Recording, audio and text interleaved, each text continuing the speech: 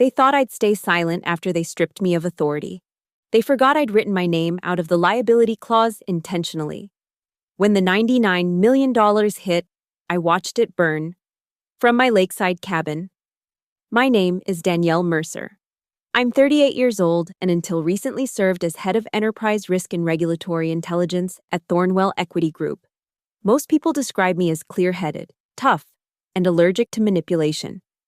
I've built my career on pursuing truth, even when it means standing against those who sign my paychecks.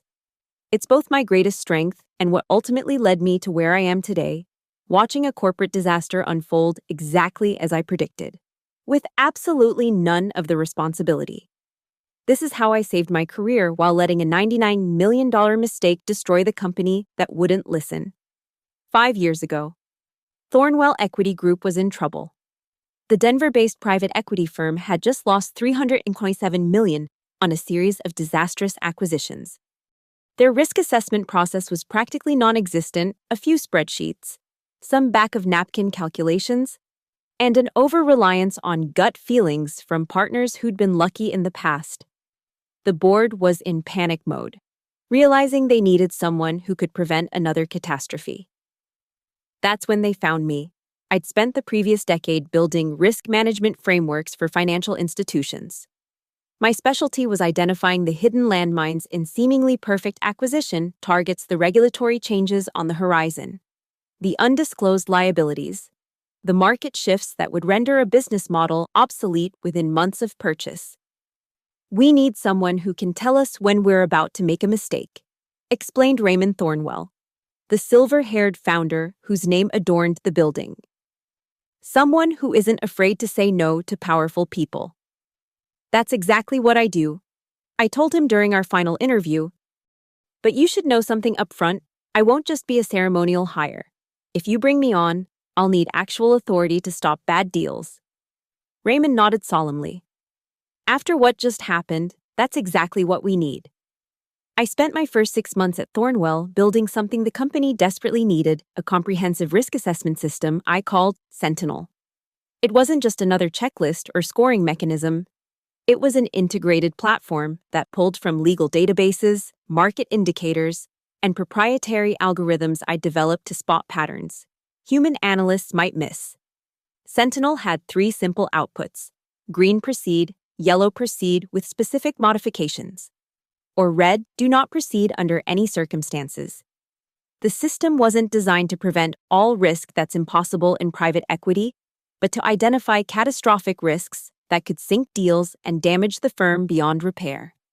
The executives were skeptical at first. Thornwell had a culture of aggressive deal-making, and some partners viewed my system as unnecessary bureaucracy. That changed when Sentinel flagged a seemingly perfect acquisition target, a manufacturing company with pristine financials and enthusiastic sellers. This is a red, I announced in the boardroom, placing my report on the table. The target has been falsifying environmental compliance records for 3 years. There's a whistleblower complaint that hasn't surfaced yet. And when it does, we're looking at penalties exceeding $73 million, not counting the remediation costs. The room fell silent. The deal laid, Victor Kingston, was furious. That's impossible. We've been through their books with a fine-tooth comb. You reviewed what they showed you, I countered, sliding satellite imagery across the table, showing waste disposal sites the company hadn't disclosed. This isn't in their books. Raymond overruled Victor's objections, and we passed on the deal. 4 months later, the company we nearly acquired was on the front page of the Denver Post, its executives in handcuffs and its stock in freefall. The whistleblower had come forward exactly as Sentinel predicted. After that, my system became gospel at Thornwell. For 3 years, we operated with a simple rule: nothing proceeded without Sentinel clearance. The firm's success rate on acquisitions soared. Our portfolio companies outperformed projections by an average of 17%. Most importantly, we avoided catastrophic mistakes. Everything changed when Thornwell decided to go public. The IPO preparations began about 18 months ago. Raymond, now in his 70s, wanted to cash out a significant portion of his holdings. The executive team saw dollar signs in their eyes. Their stock options would be worth millions after the public offering. "We need to show consistent growth over the next 4 quarters," announced Malcolm Reed, the CEO, during a strategy meeting. "Our acquisition pipeline needs to be robust. Investors want to see that we can scale quickly after the IPO." To strengthen the executive team, Malcolm brought in a new COO, Natalie Reese, a Harvard MBA with an impressive resume and a reputation for aggressive growth strategies. From her first day, I sensed Natalie viewed my department as an obstacle rather than a safeguard. "Risk management is important," she said during her introduction to the leadership team, her smile not quite reaching her eyes. "But we can't let caution prevent us from seizing opportunities. Sometimes you have to move fast and fix problems later." I should have recognized those words for what they were, a declaration of war against everything I'd built. The conflict began in earnest 3 months later when Thornwell identified a potential acquisition that had the executive team salivating. Vulcan Materials, a manufacturer of advanced energy storage components with rapidly growing sales and an attractive intellectual property portfolio. On paper, Vulcan looked like the perfect pre-IPO acquisition. They operated in a hot sector, had strong revenue growth, and would add technological credentials to Thornwell's portfolio. The asking price was $438 million steep, but justifiable if the growth projections held. When the preliminary materials reached my desk, I immediately ran them through Sentinel.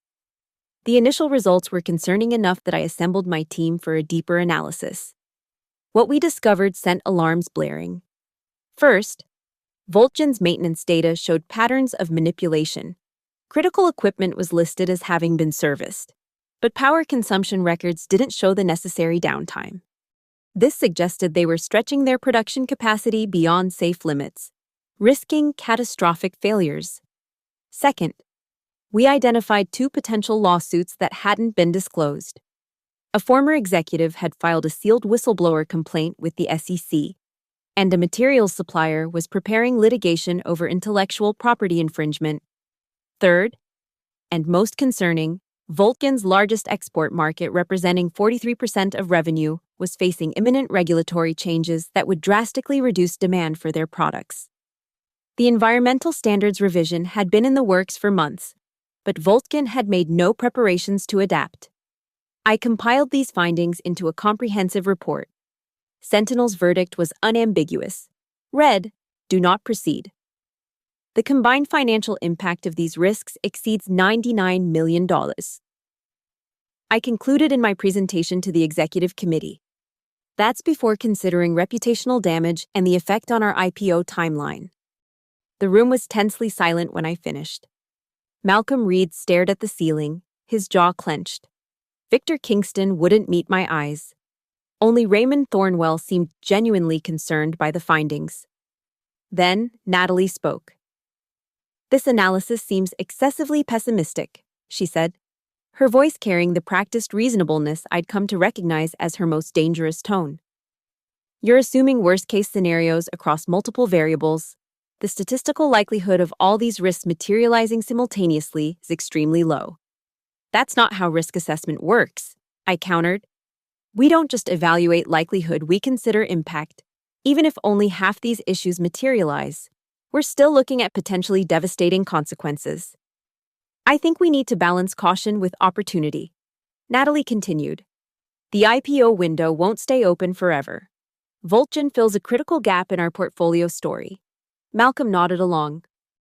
"Could we structure the deal to mitigate some of these risks, perhaps with earnouts or escrow arrangements?" "The issues I've identified can't be solved with deal structure," I insisted. "These are fundamental operational and legal problems. Sentinel's recommendation is clear: we should walk away." The meeting ended without resolution, but I could see which way the wind was blowing. Over the next week, Natalie convened several working sessions to review the Vulcan opportunity. My team wasn't invited. When Raymond called me into his office the following Monday, I knew something had shifted. The founder looked uncomfortable, avoiding eye contact as I took a seat across from his massive oak desk. "Danielle, you've done exceptional work for us," he began, a telltale preamble I'd heard too many times before. Your risk management framework has saved us from countless mistakes. But, I prompted, saving us both time. He sighed. But as we prepare for the public markets, we need to evolve our approach. The board feels we need to streamline decision-making, make it more efficient. You mean remove obstacles to deals you've already decided to pursue? Raymond winced but didn't deny it. We're restructuring the risk management function going forward. Your team will serve in an advisory capacity rather than having final approval authority. There it was, the effective end of everything I'd built. Sentinel would become window dressing, a checkbox to satisfy governance requirements without actually governing anything. And Voltgen?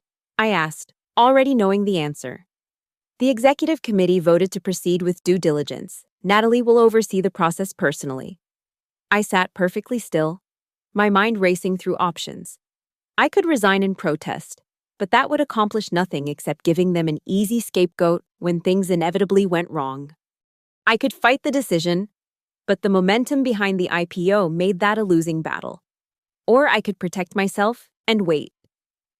I understand, I said finally. If that's the direction the company is taking, I'll adjust accordingly. Raymond looked relieved, clearly having expected more resistance. Your role is still vitally important, Danielle.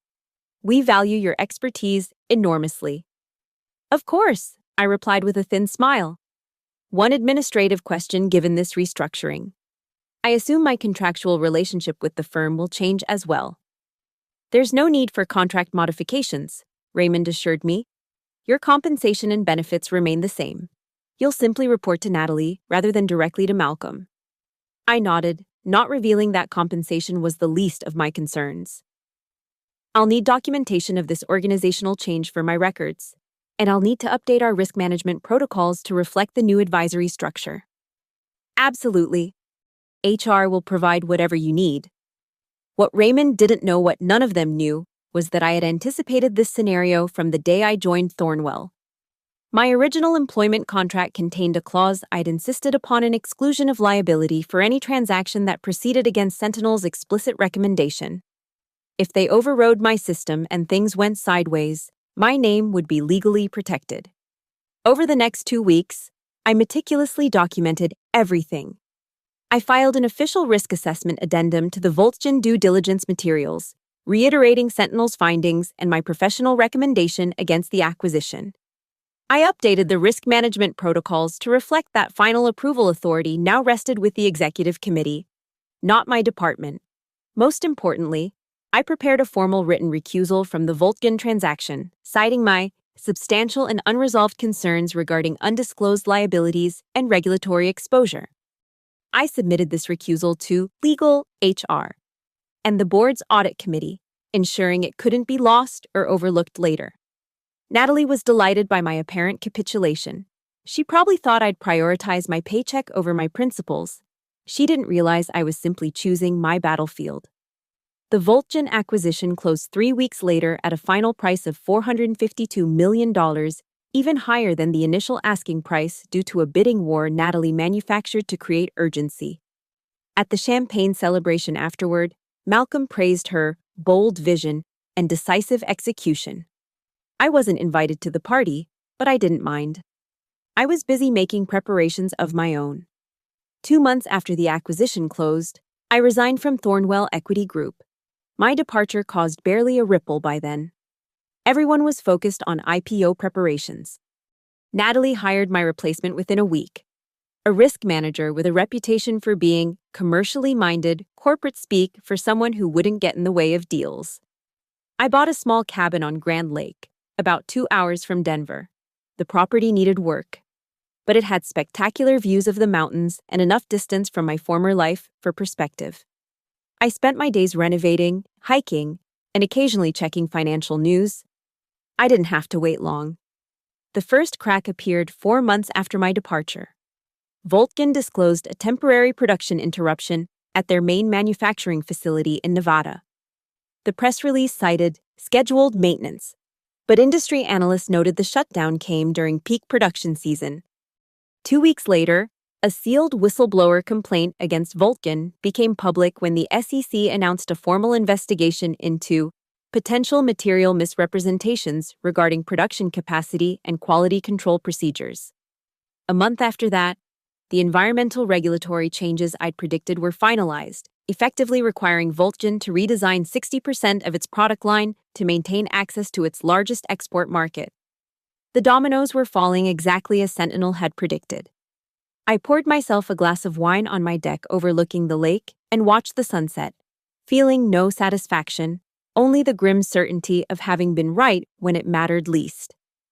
The final blow came 6 months after the acquisition closed. An equipment failure at Vulcan's Nevada facility caused a fire that destroyed a production line and injured 3 workers. The subsequent investigation revealed years of deferred maintenance and safety violations, all clearly documented in the records Sentinel had flagged during our due diligence. Thornwell's stock, which had debuted to great fanfare just weeks earlier, plummeted 31% in a single day. The IPO that was supposed to make everyone rich was now underwater, with early investors facing substantial losses. The lawsuits began immediately. Shareholders sued the board for failure to disclose known risks.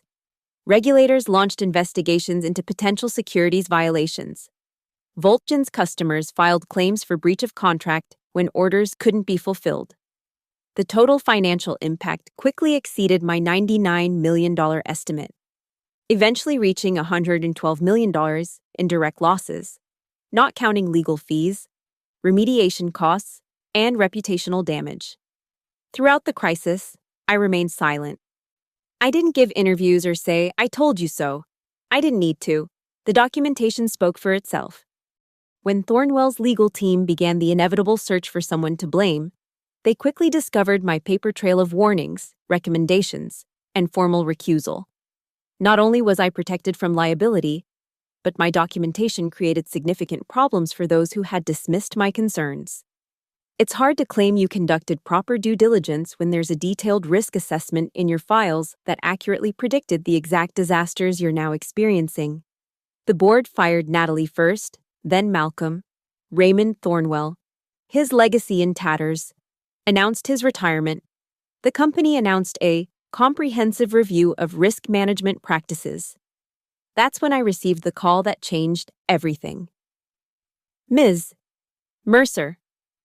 This is Stanley Weber, representing several institutional investors in Thornwell Equity Group.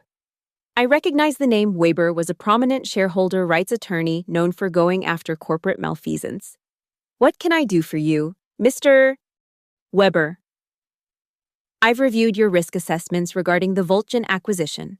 Remarkable work. You identified every major issue months before the transaction closed. Thank you, I replied cautiously.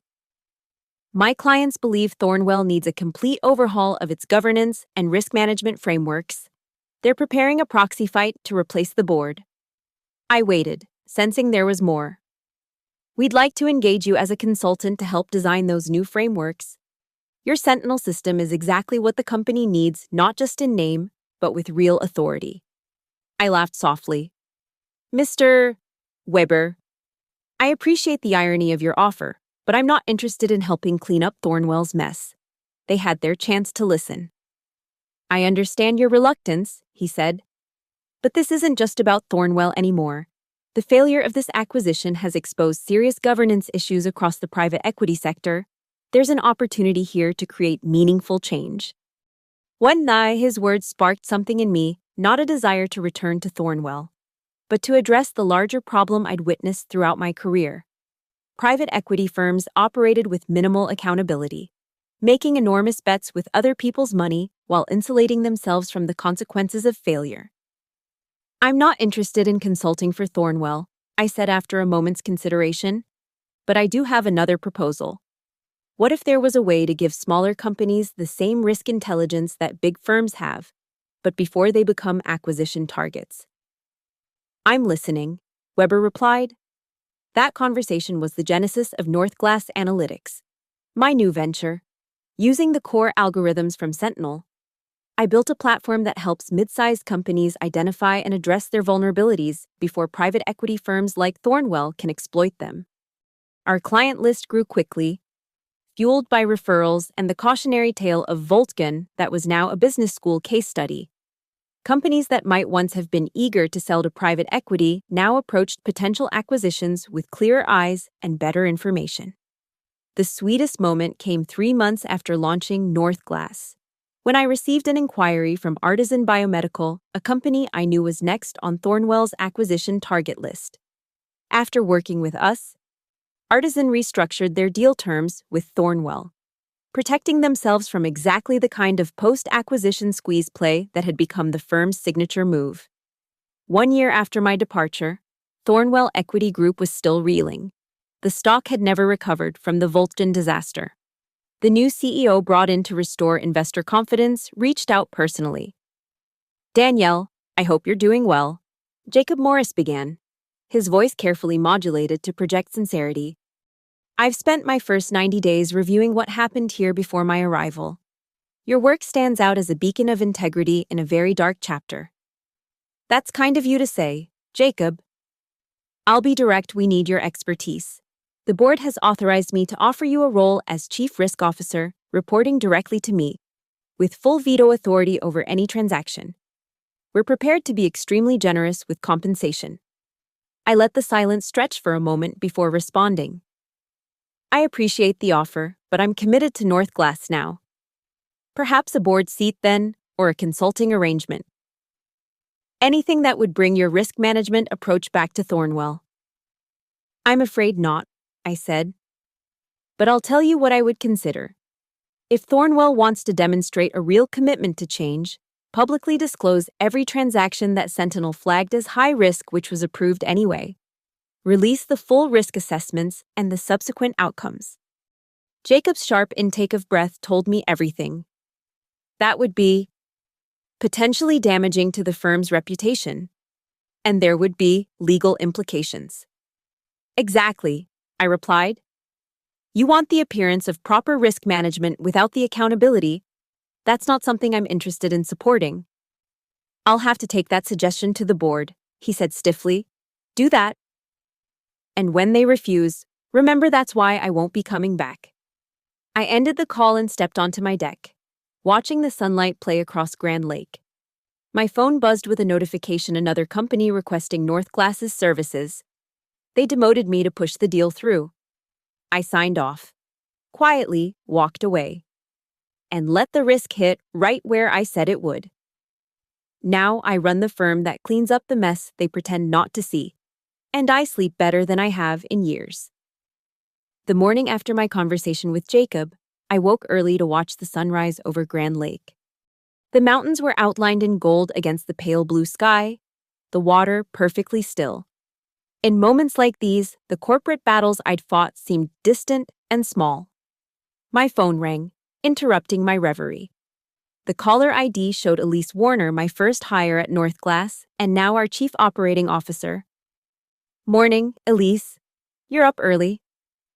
"Have you seen the news?" she asked without preamble. "I've been watching the sunrise, not my screens." "What happened?" "Thornwell just announced they're spinning off what's left of Voltgen at a massive loss.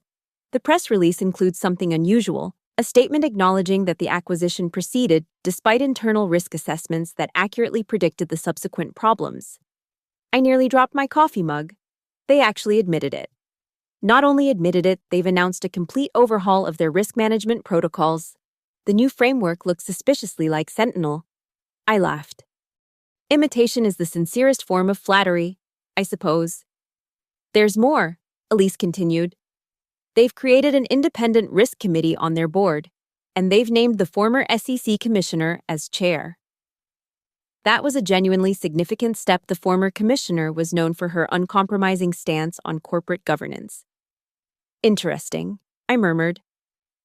Any mention of their other problematic acquisitions? Nothing specific, but the statement references a comprehensive review of historical transactions to be completed within 6 months. I considered this unexpected development while watching an osprey dive into the lake, emerging with a fish clutched in its talons. "Danielle, are you still there?" "Sorry, just thinking. It's a positive step." But let's see if it's more than just crisis management. Real change will require more than new committees and press releases. Speaking of change, Elise said, her tone shifting. We need to discuss our growth strategy. We've had so many inquiries since the artisan situation became public that we're at capacity. Do we want to scale up or remain boutique? This was the question that had occupied my thoughts for weeks. Northglass had begun as a personal mission, a way to level the playing field between private equity predators and their potential prey. But it had quickly grown into something more significant, a mechanism for injecting accountability into a system that desperately needed it. Let's discuss it at the leadership meeting this afternoon, I told Elise. I have some ideas I want to share with the team. After ending the call, I remained on the deck, thinking about the path forward. Northglass was at a crossroads, much as I had been when Raymond Thornwell told me my role was being restructured. The decisions we made now would determine whether we remained a small, elite consultancy or grew into something with broader impact. My phone buzzed again, this time with an email notification. The sender was Raymond Thornwell himself. The subject line simply read, "You were right." I hesitated before opening it, unsure whether I wanted to reopen that chapter. Curiosity won out.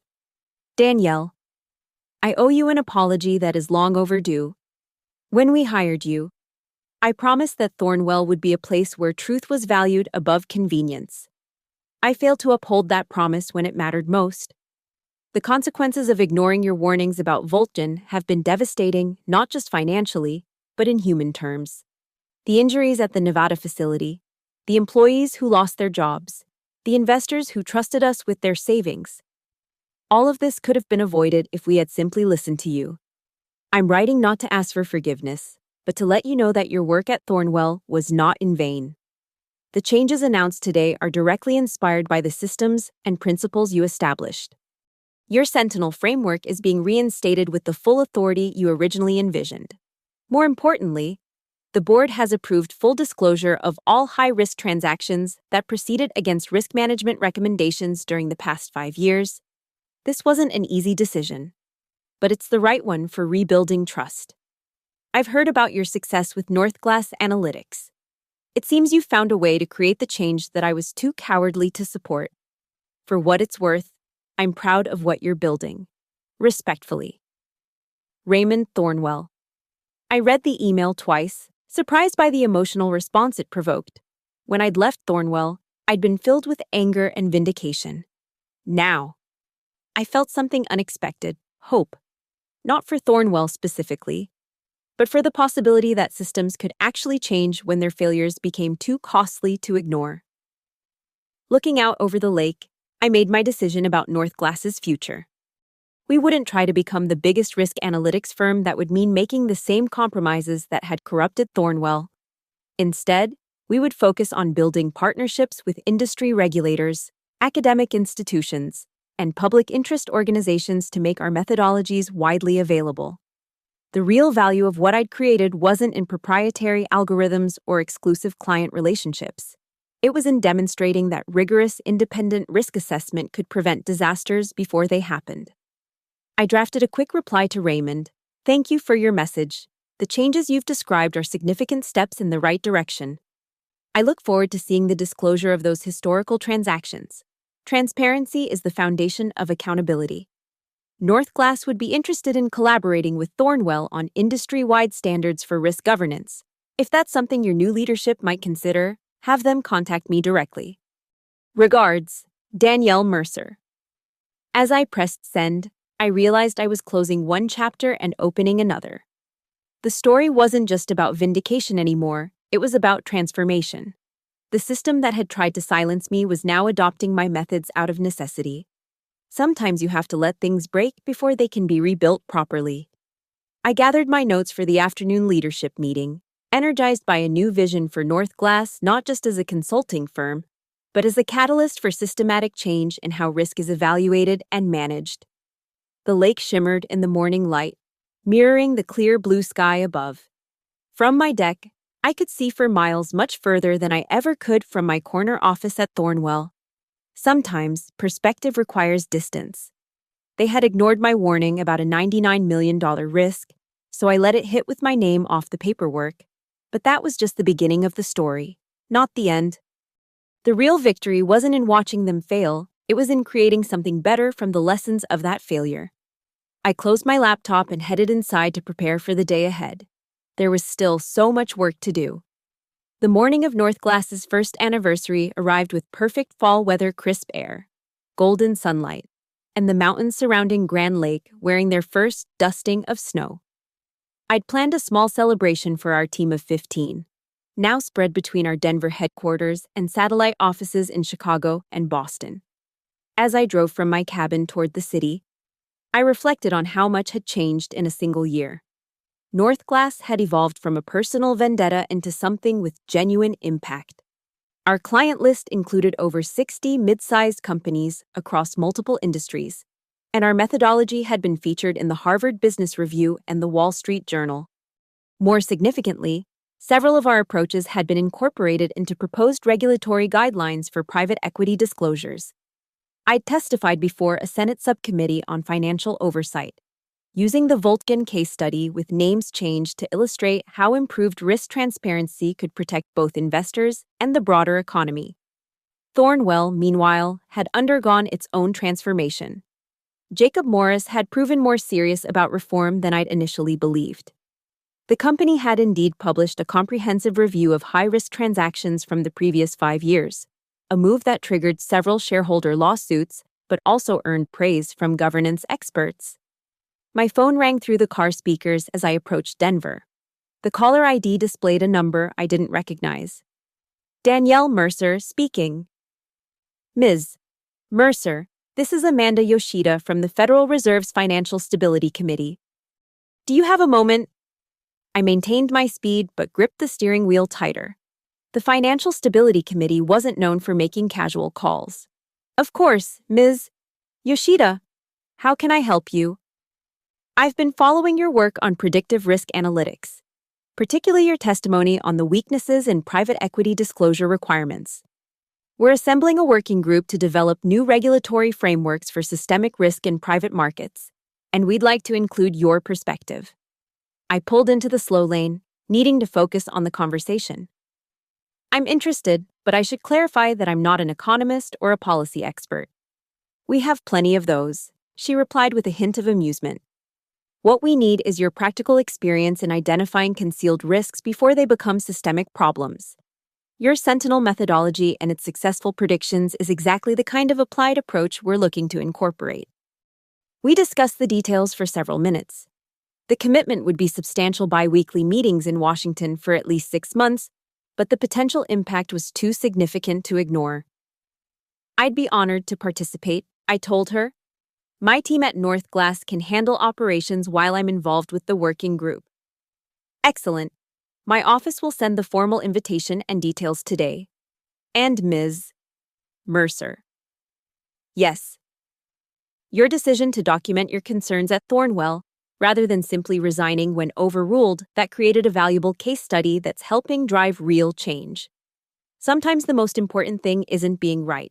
It's creating a record that truth existed before it was ignored.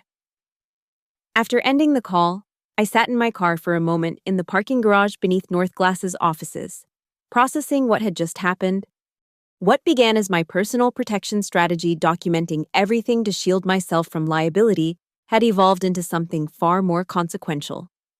The elevator doors opened onto our main floor, where the team was already gathering for the anniversary celebration.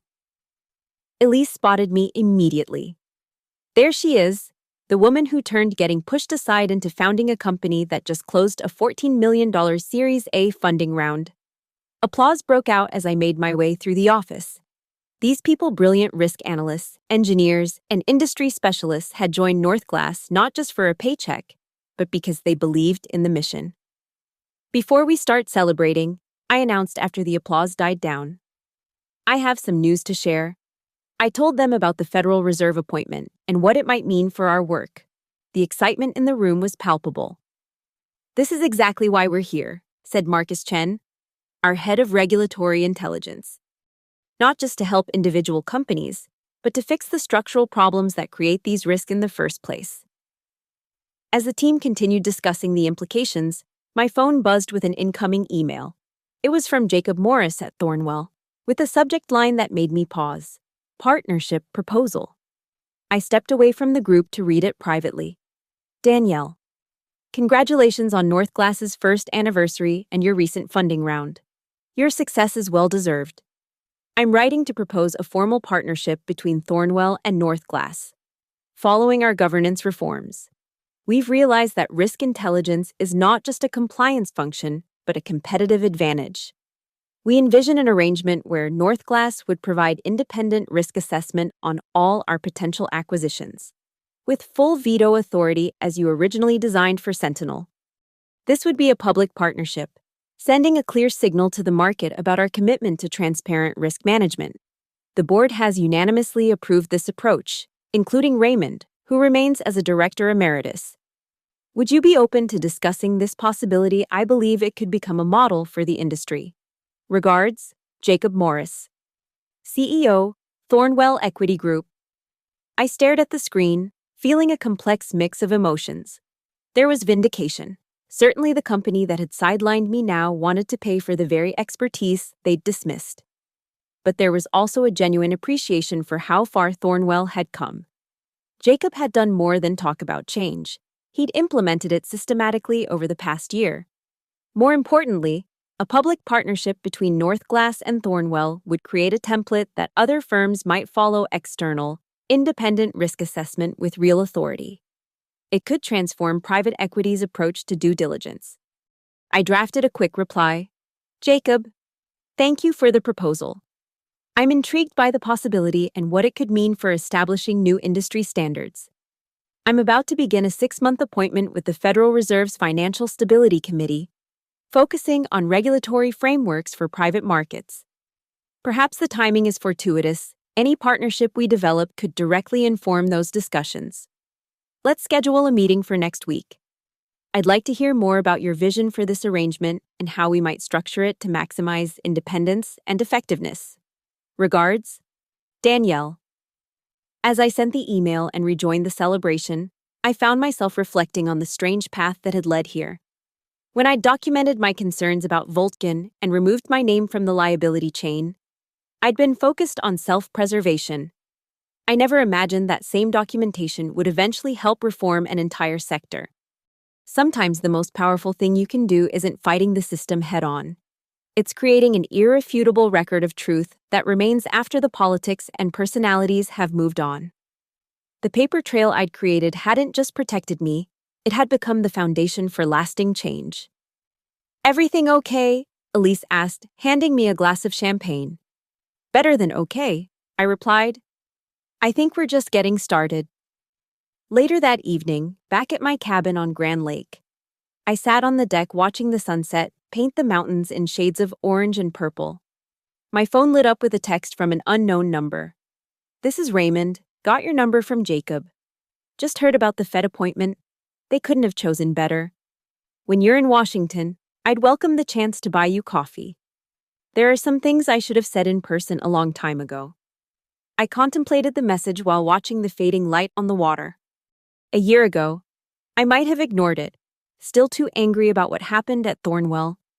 Now, I saw it differently, not as an attempt to rewrite history, but as a recognition that we were both still working toward the same goal, albeit from different angles.